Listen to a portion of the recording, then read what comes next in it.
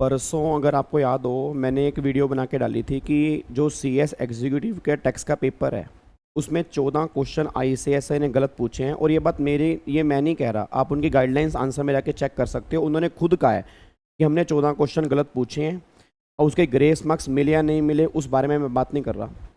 फिर कल मैंने सीएस डे पर एक वीडियो बना के और डाली थी जिसके अंदर मैंने 5 रिक्वेस्ट की थी कि ये 5 रिक्वेस्ट हैं, प्लीज़ अगर आप मान लोगे तो बहुत अच्छा होगा।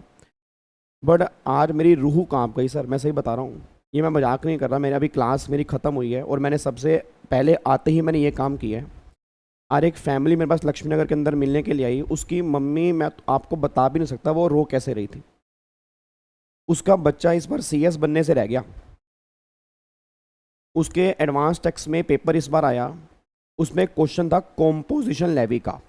और मैंने कल भी कहा था कि मॉड्यूल में गलतियां हैं और कॉम्पोजिशन लेवी के चैप्टर में गलतियां हैं। और वही सेम क्वेश्चन इस बार इन्होंने एग्जाम के अंदर पूछा और गाइडलाइंस आंसर में आंसर इन्होंने गलत दिया और किसी बच्चे को नंबर नहीं मिले जो सही कर आया और 5 नंबर उसके काट लिए गए। और सर वो क्वेश्चन 1-2 नंबर का नहीं था, वो क्वेश्चन 5 नंबर का था। मैं आपको दिखाता हूँ वो क्वेश्चन कौन सा था। मतलब यार मेरे को समझ नहीं आ रहा कि अगर मतलब 5-5 नंबर, चलो यार आधा नंबर है, 1 नंबर है, 1.5 नंबर है, बात समझ। और पहली बात तो वो 1 नंबर भी क्यों, क्योंकि बच्चों के तो 1 नंबर से ग्रुप रह रहे हैं। अब 5 नंबर का क्वेश्चन आपने गाइडलाइंस आंसर में उसका आंसर गलत लिखा हुआ है, आपके मॉड्यूल के अंदर भी उसका आंसर गलत है। अब मैं दिखाता हूँ मैं किस क्वेश्चन की बात कर रहा हूँ, एक बार आप चेक करना। इधर देखो ध्यान से, आपको मैं आपका मतलब आईसीएसआई का मॉड्यूल भी यहाँ पे दिखाऊंगा, फिर मैं यहाँ पे सीए का मॉड्यूल भी खोल के दिखाऊंगा और फिर मैं आपको आईसीएसआई के मॉड्यूल के अंदर ही दिखाऊंगा कि ऊपर ये क्या कह रहे हैं और नीचे ये क्या कर रहे हैं। एक बार जितने बच्चे मेरे सामने बैठे हैं आई थिंक उनको पता होगा, आपने एक चैप्टर किया होगा कॉम्पोजिशन लेवी वाला। याद करो, हम जब एग्रीगेट टर्नओवर निकालते हैं पिछले साल की, तो मैंने क्लास के अंदर भी कहा था कि सारी टर्नओवर लेके चलते हैं। एग्रीगेट टर्नओवर जो पिछले साल की निकालते हैं और करंट ईयर में जब हमें टैक्स पे करना होता है तो मैन्युफैक्चरर वाले केस में हम सारी टर्नओवर लेते हैं और ट्रेडर वाले केस में हम टैक्सेबल सप्लाई लेते हैं। ट्रेडर वाले केस में हम टोटल टर्नओवर नहीं लेते। एक तो मैन्युफैक्चरर और एक रेस्टोरेंट सर्विस वाला, इन दोनों में हम टैक्सेबल एग्जम्प्टेड दोनों लेके चलते हैं। जो इंट्रा स्टेट सप्लाई होती है और इनवर्ट सप्लाई जो रिवर्स चार्ज वाली होती है वो नहीं लेते, और जो इंटरेस्ट और डिस्काउंट होता है वो भी हम नहीं लेते।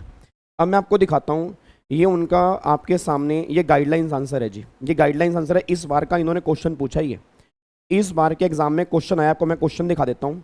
उन्होंने बोला है जय Hind limited manufacturing company. Question किसका है उसने क्लियरली बोला है, ए मैन्युफैक्चरिंग कंपनी। पहली बात, क्वेश्चन ट्रेडर का नहीं है, क्वेश्चन मैन्युफैक्चरर का है। उसने कह रही उसने कॉम्पोजिट स्कीम ले ली है। अब कॉम्पोजिट स्कीम ले ली है, उसके बाद उसने कह रही पिछले साल उसकी टर्नओवर 1,20,00,000 थी, तो मतलब 150 लाख तक थी, उसने कॉम्पोजिट स्कीम ले ली, अच्छी बात है। करंट ईयर में उसकी टर्नओवर जो है intra state supply chargeable 12% GST 75 lakh. उसके बाद वो कह रहे हैं इनवर्ट सप्लाई जो रिवर्स चार्ज में कवर है 5 लाख, ऑब्वियस सी बात है ये वाली टर्नओवर में नहीं लेंगे। फिर इंट्रा स्टेट एग्जम्प्टेड सप्लाई। अब एक बात मेरे को सोच के बताना, अगर वो गुड्स का मैन्युफैक्चरर है तो क्या एग्जम्प्टेड गुड्स की टर्नओवर उसकी टर्नओवर में काउंट करेंगे नहीं करेंगे? यस करेंगे। ट्रेडर वाले केस में टैक्सेबल सप्लाई लेते हैं, मैन्युफैक्चरर वाले केस में टोटल टर्नओवर लेते हैं, तो मतलब ये भी टर्नओवर में आएगी। उसके बाद इंट्रा स्टेट सप्लाई जो है सर्विस की 18% जीएसटी, ये भी हम लेके चलेंगे। सर्विस की आप सब जानते हो वो 10% वाली लिमिट होती है और सर्विस उसके अंदर है, तो ये भी हम टर्नओवर लेके चलेंगे।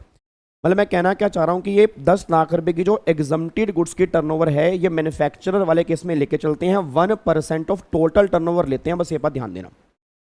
इसका मैं आंसर आपको दिखा देता हूँ। जब इन्होंने आंसर दिया है, ये क्वेश्चन 5 नंबर कैसा, आप ये सोच लेना जिस बच्चे के 5-5 नंबर कटे हैं उसके दिल पे क्या गुजर रही होगी। मेरी रूह कांप गई यार उस पेरेंट्स की, उस मम्मी की आंखों में आंसू देख के। अब एक बार चेक करना सर, इन्होंने एग्जम्प्टेड गुड्स को लिख दिया कि नोट इंक्लूडेड, ये आपकी उसमें टर्नओवर में नहीं आएगा, और इसको बाहर निकाल के इन्होंने 1% लगा दिया। अब जिस बच्चे ने यहाँ पे सही किया उसको टर्नओवर में काउंट किया, उसके बाद 1% निकाला, उसके तो 5 नंबर गए। अब ये तो किसी ने भी नहीं किया होगा सर। मेरे ख्याल से प्रोफेशनल का बच्चा इतना तो पढ़ के जाता है कि मैन्युफैक्चरर वाले केस में सारी टर्नओवर लेते हैं। और ये बात मैं नहीं कह रहा, मैं आपको मॉड्यूल दिखाता हूँ जी, ये आपके मॉड्यूल है आईसीएसआई का। इन्होंने सेम क्वेश्चन यहाँ पे डाला है और मैंने पहले भी कहा था इतने पुराने क्वेश्चन डाले हैं। आप क्वेश्चन देखो सर, क्वेश्चन ये मॉड्यूल में क्वेश्चन देखो, ये प्रीवियस ईयर भाई साहब 19-20 के क्वेश्चन चल रहे हैं, 19-20 के। और ये मॉड्यूल किसका है? प्रीवियस ईयर 22-23 का। और क्वेश्चन कौन से चिपक के आ रहे हैं? 19-20 के, पिछले 2 साल पुराने क्वेश्चन है, ना कोई अमेंडमेंट ना कोई कुछ। अब क्वेश्चन इन्होंने डाल दिया, इसके अंदर भी इन्होंने एग्जम्प्टेड सप्लाई को डज नॉट इंक्लूड लिख रखा है, आपको मैं दिखाता हूं। इसके ऊपर ही जब इन्होंने यहाँ पे रेट बताए हैं, ये इंस्टीट्यूट का मॉड्यूल ही है जी, ये मेरी कोई बुक नहीं है, आप मॉड्यूल में जाके चेक कर सकते हो। आपको मैं दिखाता हूँ, जब इन्होंने यहाँ पे ऊपर रेट बताए, अगर आप चेक करोगे, ये देखो जी, मैन्युफैक्चरर वाले केस में क्या लिखा है इन्होंने, 1% हम लेंगे टर्नओवर का। किसका लेंगे? टर्नओवर। टर्नओवर में भी एग्जम्प्टेड और में भी टैक्सेबल, ये बात हमने क्लास के अंदर भी की थी। फिर any other supplier mainly trader, trader वाले केस में क्या लेंगे जी? टैक्सेबल सप्लाई का। अब एक बात मेरे को बताओ यार, ये क्वेश्चन जो इन्होंने पूछा है ये ट्रेडर का है या मैन्युफैक्चरर का है? मैन्युफैक्चरर का है। मैन्युफैक्चरर वाले केस में टर्नओवर क्या लेके चलते हैं? टोटल टर्नओवर, मतलब ये 75 लाख भी यहाँ पे काउंट होगा और यहाँ पे 5 लाख भी काउंट होगा। इन दोनों को मिला के जो होगा 1% हम काउंट करेंगे। सर्विस की टर्नओवर भी यहाँ पे लेके चलेंगे, तो टर्नओवर जो होगी, जो इन्होंने यहाँ पे 81,50,000 लिखा है, इसमें 5 लाख रुपए एग्जम्प्टेड वाले और जुड़ेंगे, उसका 1% यहाँ पे निकल के आएगा।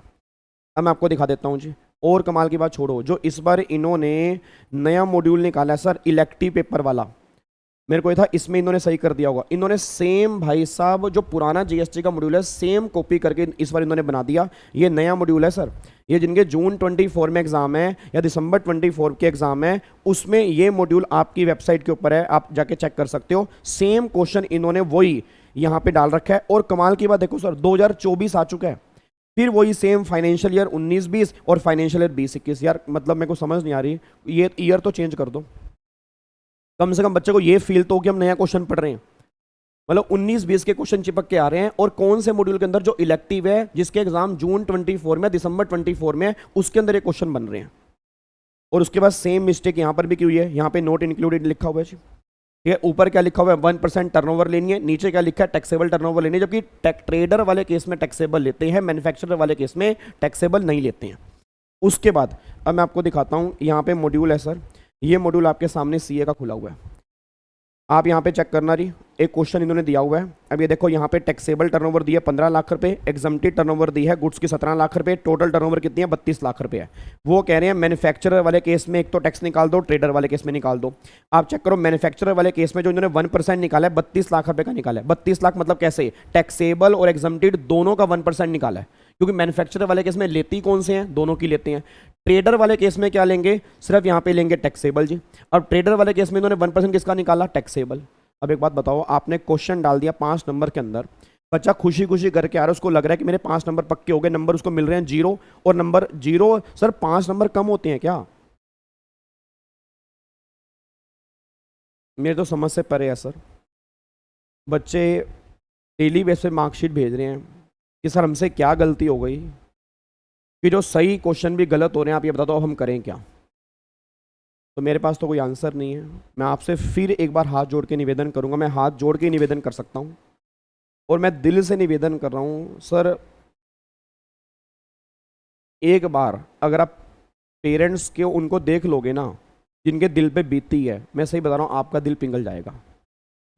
और सर सीएस बनने वाले थे, कई बच्चे सीएस बनने वाले थे और सीएस बनने से रुके हैं। अब बताओ 5 नंबर इसको नहीं मिले, क्या 5 नंबर कम होते हैं? और अभी तो मैंने उस बच्चे का बार बार सुबह कॉल आने के बाद, जब उसकी फैमिली डायरेक्टली मेरे से मिलने के लिए आ गई, मैं अब क्या बताऊं अब तुम्हें, मेरे पास रिप्लाई नहीं था सर आज।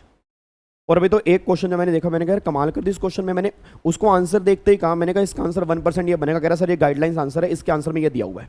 फिर मैंने मॉड्यूल चेक किया, मॉड्यूल के अंदर भी सेम, और 19-20 वाले क्वेश्चन दे रखे हैं। फिर मैंने नया मॉड्यूल डाउनलोड किया, उसके अंदर भी सेम कॉपी कर रखा है।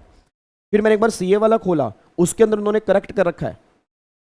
तो यही तो आपसे छोटी सी रिक्वेस्ट है, जो ये गलतियां हैं मॉड्यूल में, थोड़ी सी अगर ये सही हो जाएंगी ना सर, मतलब बच्चे को ये होगा कि मेरे को रेफर करना है और मेरे को इसमें से पढ़ना है।